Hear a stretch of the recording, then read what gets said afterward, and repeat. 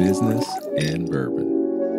Why the hell did you start a business? Real talk, real people, What is my value? Because I didn't know it at the time. real drinks. I am not everybody's cup of tea. We're going to get real, man. This is where you need to be. I'm Ronnell Richards, and this is where leaders come. You're very open in sharing your story. Why? We're doing business with human beings. Like all those questions you would ask yourself if you transition to become an entrepreneur. No guidelines, no rules. Make it happen. Education, inspiration, and motivation. Man, I can't wait to get into this.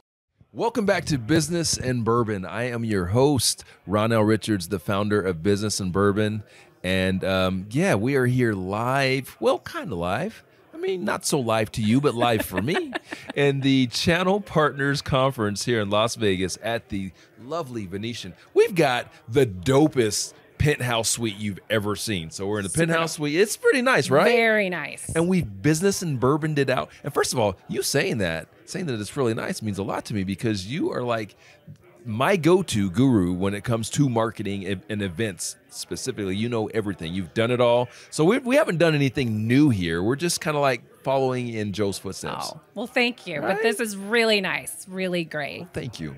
So we've got Jo Hauser with us today. And you are absolutely one of my favorite people in this business. That is no hyperbole. Likewise. That is no exaggeration.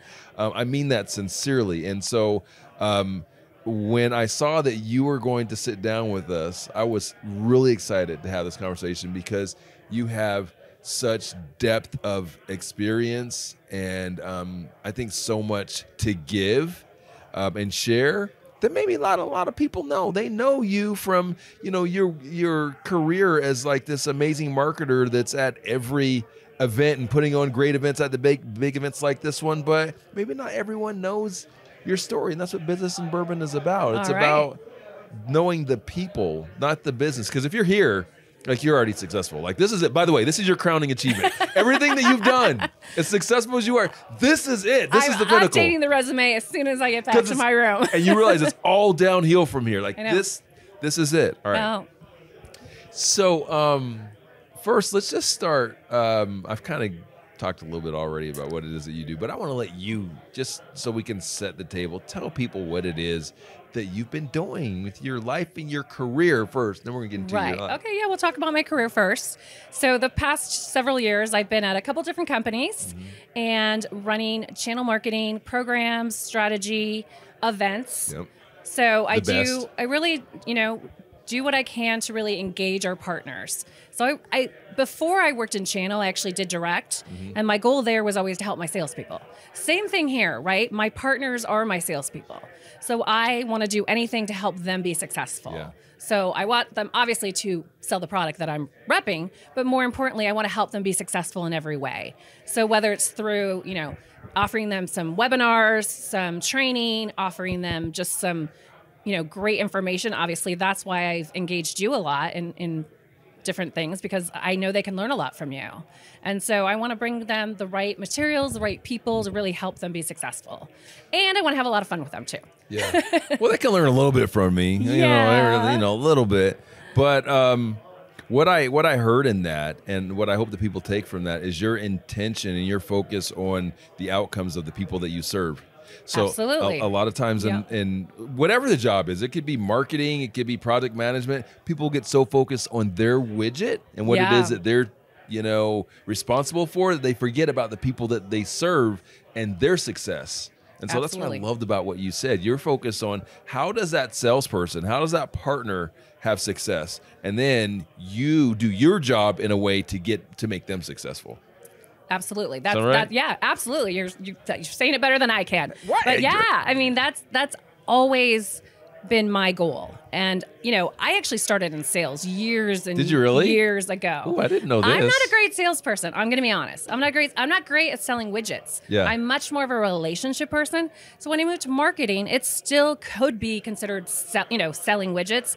But I really found the right rules for myself where I could really help those people be successful and really help. It's so much more than just the technology. It's, it's all about the people and the relationships. It's never the technology No. at the end of the day, really? Right. It's never the widget. It's what the widget does for you, right? Right. So All right, I want to get into a little bit of fun personal because I know that you recently went to a concert that changed your life. Not really. Tell us about that. Well, I had the opportunity to see Taylor Swift at her very first concert in Glendale, Arizona, which I live in Phoenix. Yeah. And I have 2 adult children, girls, 20 and 23. That's the demographic. Yeah, that's the demographic. They grew up listening, worshiping Taylor. And she's a great role model. Yeah. And I'd taken them to a show when they were younger, and I enjoyed it. It was, it was fine. But, I mean, Taylor has grown up. Yeah. My kids have grown up. Mm-hmm. And she is such an amazing performer. She's a great role model. And she just puts on an amazing show. So whether you loved her music or not, the dedication, the hard work, the showmanship, it was 150%. I mean, she just never stopped, danced, sang, performed. And it was just, we really, really enjoyed it. And now we are trying to get ourselves some tickets to see her somewhere else. Really? Wow, so much can be learned from that, right? I think people, when they see performers that are at that level of success, they take for granted what they do, all of the work to get there. Because there are plenty of artists that are as talented, maybe some more talented, that won't achieve that level of success. You told me that she had how many songs did she do? I think she did over 35, 40 songs. That's crazy. It was over 3 hours of performing. Wow. And she only took short breaks to change her costumes. Jeez. I mean, she was there the whole time. And it was incredible. And my understanding is she's done this show after show after show. Yeah. And she, and people are just amazed with what she's doing. What a great lesson in business and life, right? Like just the value or the impact of committing to. We've got a peanut gallery now. We got a peanut gallery. This is why, guys, if you're not now on the audio, what you're hearing in the background again is we're at the Business and Bourbon Lounge, so you're hearing folks over there having a really great time, enjoying some great whiskeys, but you're also hearing the peanut gallery. Jo's brought her own personal support system. They're over here clapping it out, and I'm painting a visual. All right, it's just Josh. It's Josh, but he's really enthusiastic. There's a few other people out there, but they haven't come to cheer me on. But there's a reason for that, and the reason for that is you have built tremendous relationships, and what I've seen personally is just the way that you've invested in folks, like even me. Like that's how we have such a great relationship. Right. I've seen that.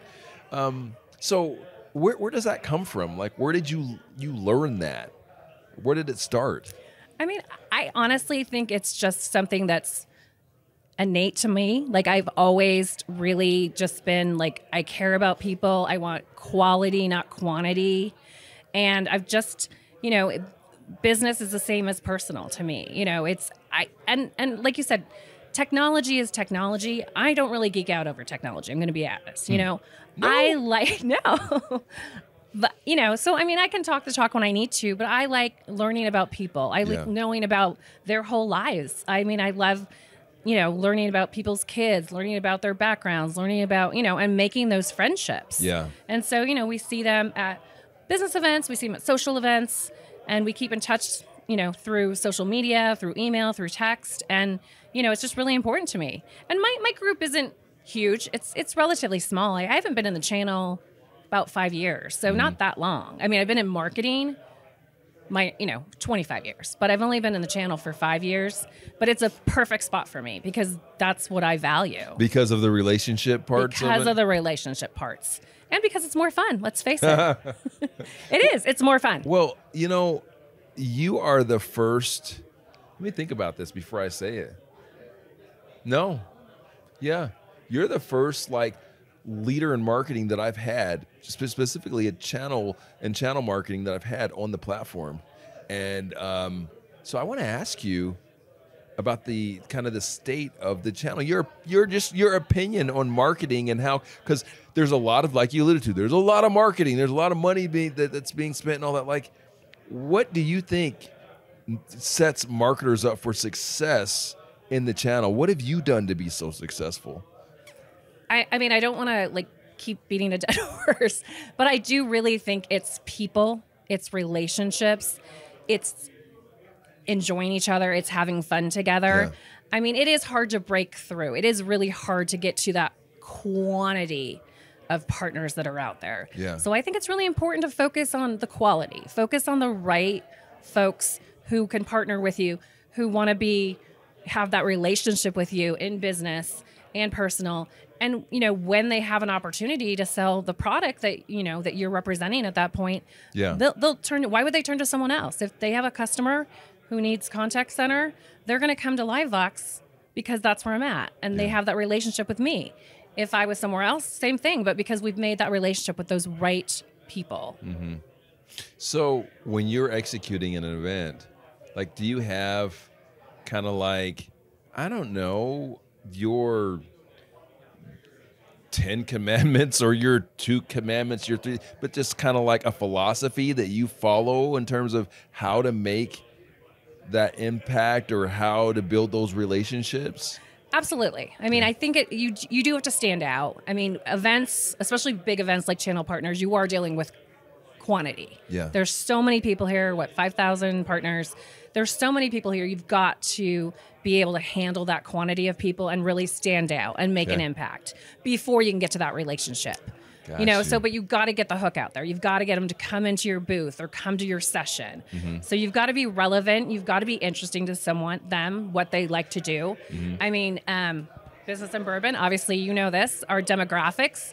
I mean, I try and find things that I think most of the people at the show would think were interesting, fun, different to do. Yeah. This year we're doing some really college drinking games. We're not really, but they can win, and they can win a nice bottle of bourbon or a bottle of wine from playing a little game of pong or cornhole. And it's just, it's not hard. It's just fun. And people do that in their everyday life, or they did that when they were in college.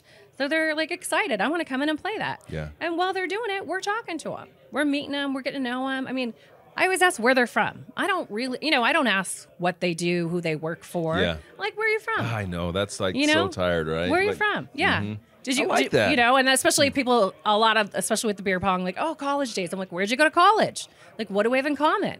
Do you like Ohio State Buckeyes? Ooh, so what you're doing is you're asking questions that are non-business questions to determine alignment. Absolutely. Where there could be a connection or I like that. Absolutely. I mean, the minute they say to me, and they ask what the company I work for does, I tell them. If they ask, I need to, tell me, blah, blah, something very specific, I've got some sales executives there that I'll kind of turn them over to really talk to them, because I'm bringing them in, and then they can, go from there. But I want to establish those relationships right away. And so, they know, okay, LiveVox was there. That was so fun. Yeah. Last year they did curling in the booth. It was right after the Olympics, and this crazy curling sport.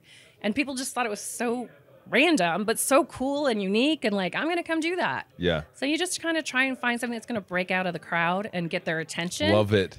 So it's about amplification, right? We got to stand out. We got to bring them in, and then we find alignment through and try to pick those people that we can build those deeper relationships with. Absolutely. Yeah. All right. You heard it here first. Love it.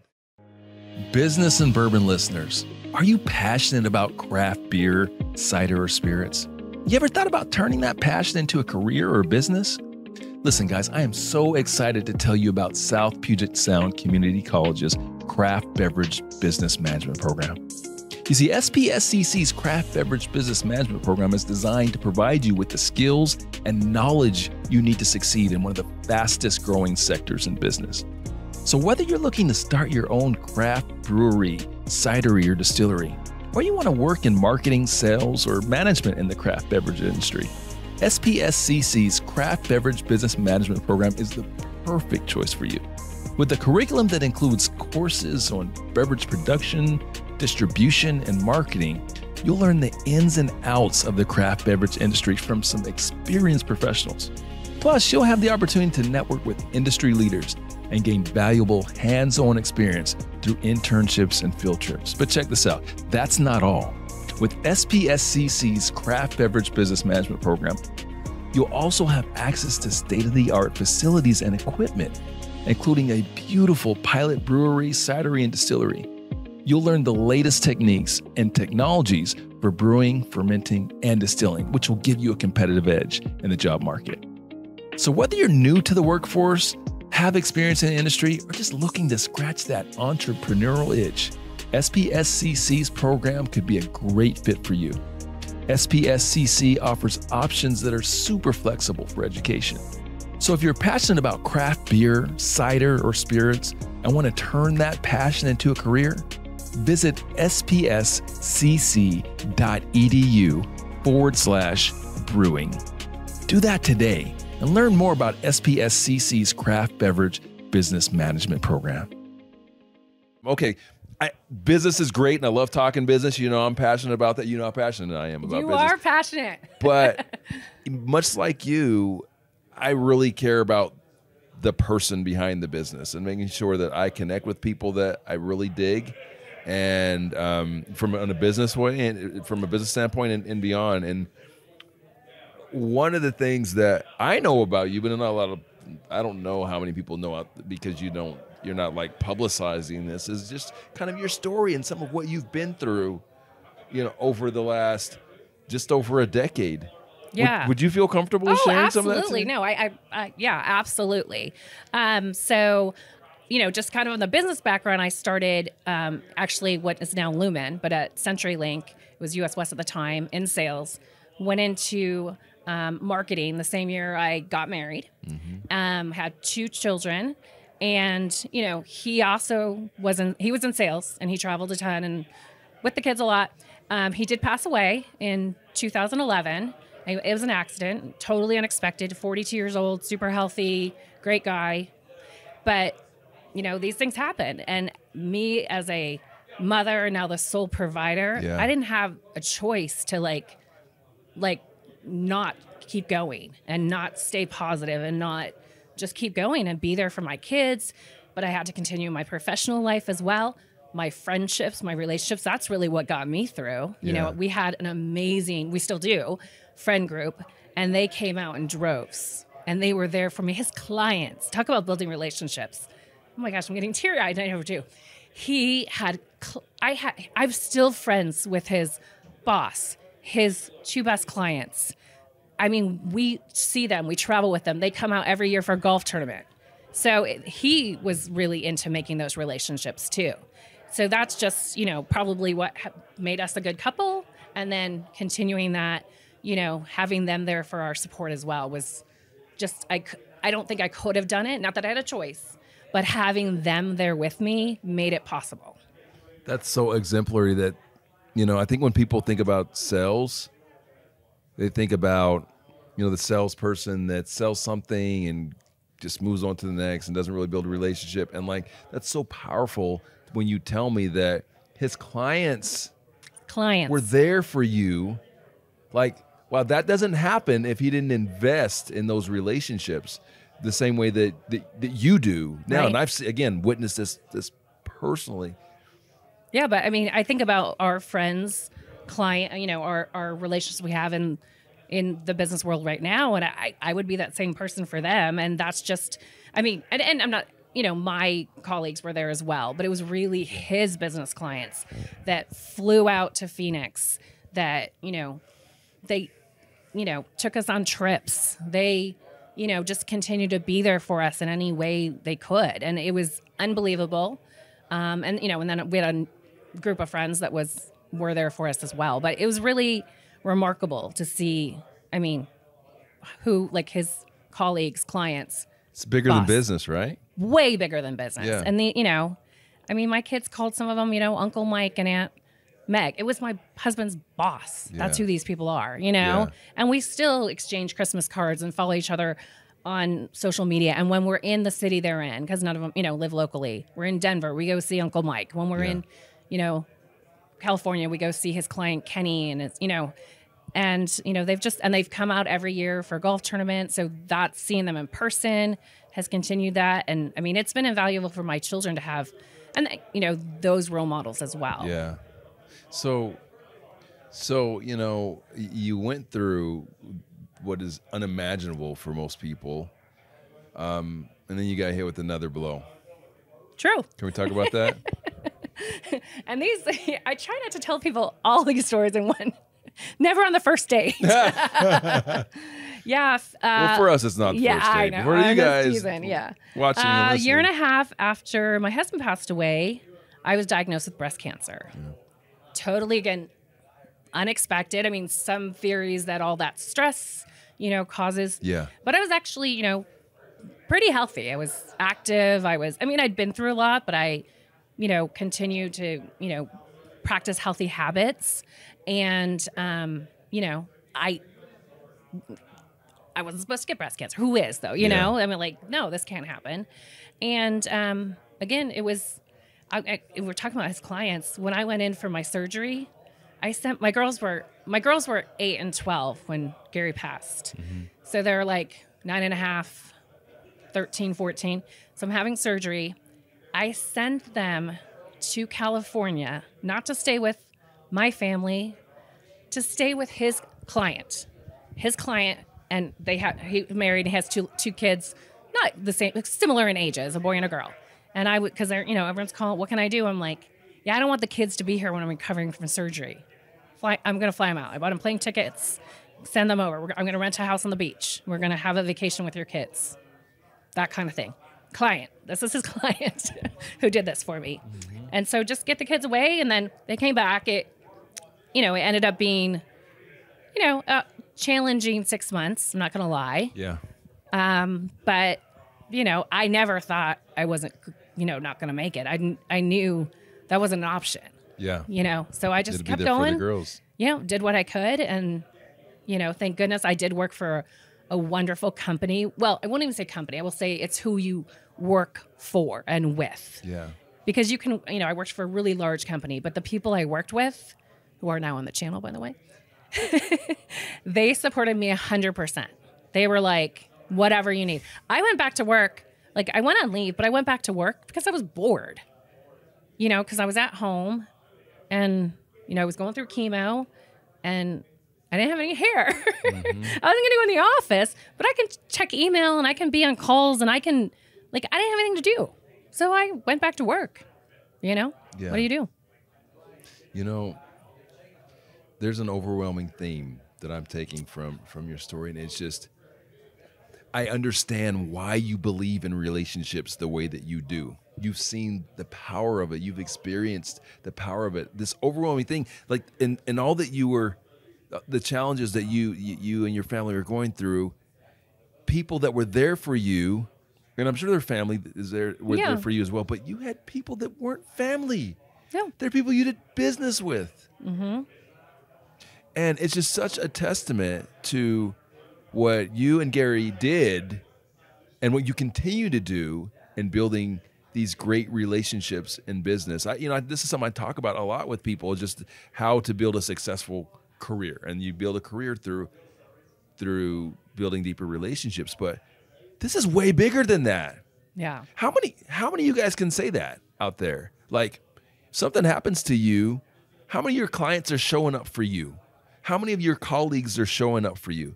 And not just showing up for you once, showing up for you twice and keep showing up.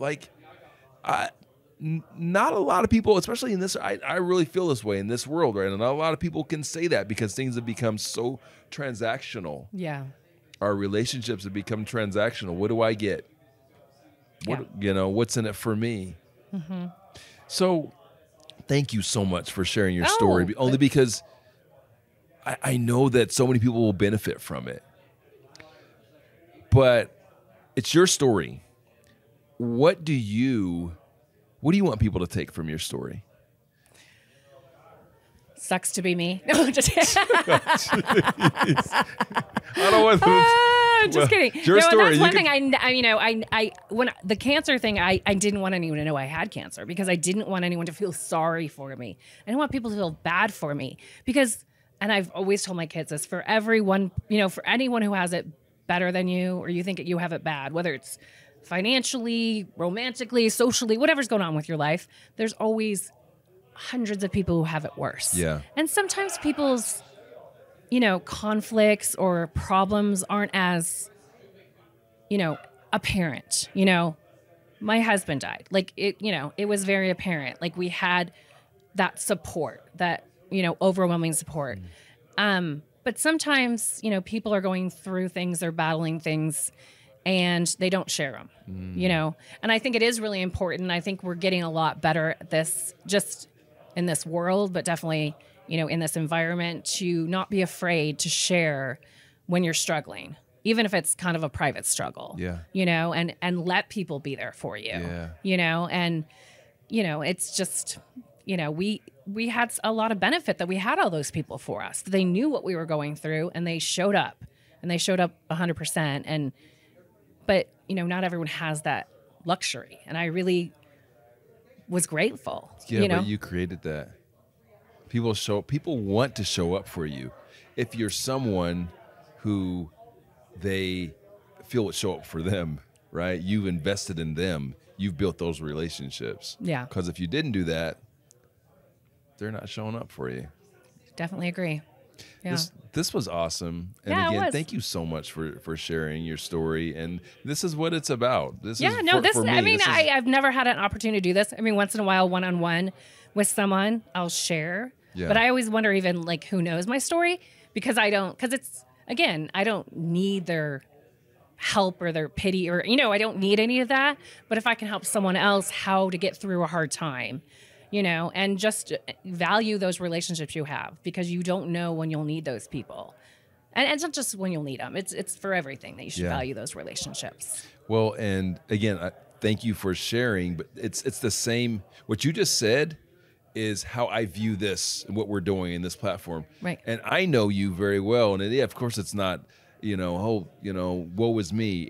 This is your way of serving the community. You went through something. Right. And now you've learned something through going through, because you went through that, and now you're sharing your lessons. You're sharing what you've learned to better help somebody. Because there's someone watching this right now that's dealing with something. May not be the same, but they're dealing with something, and it feels the same. Right.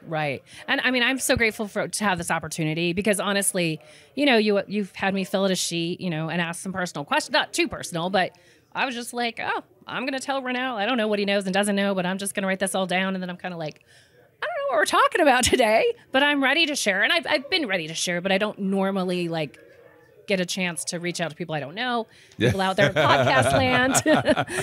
But, I hope, I can help someone, and I hope people can, learn from, my experiences. You have.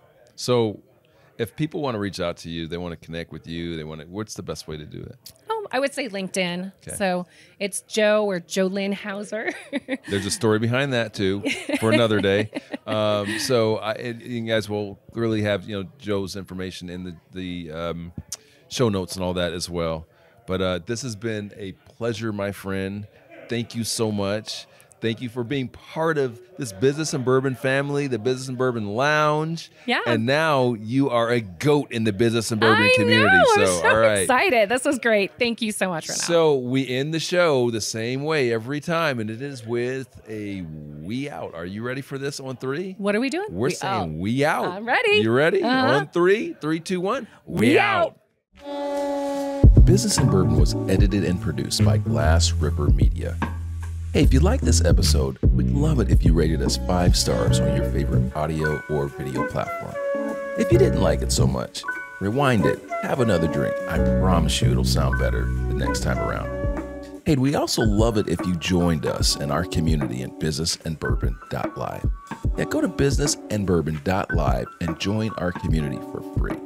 You'll have access to exclusive content, and you'll know when we're going to be in your neck of the woods for our best-in-class Business and Bourbon live experience. Thanks for listening. We'll see you next time. Listen, we are all trying to unlock our full potential and maximize our productivity. I want to introduce you guys to Magic Mind, the ultimate brain-boosting solution. This will help transform your daily routine. In a fast-paced world, staying focused and energized can be a real challenge. But with Magic Mind, you'll experience a powerful blend of natural ingredients scientifically designed to enhance your cognitive performance. Picture this.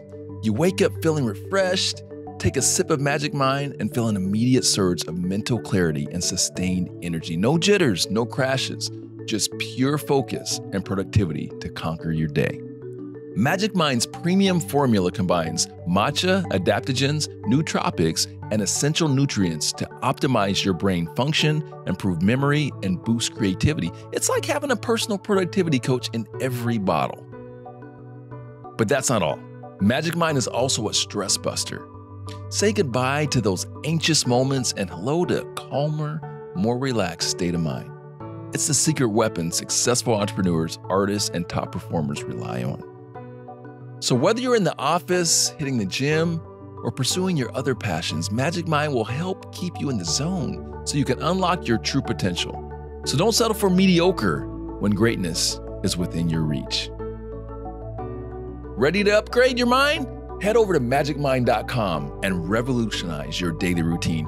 Enter code Business and Bourbon for an exclusive discount for Business and Bourbon members. Again, that's magicmind.com, code Business and Bourbon.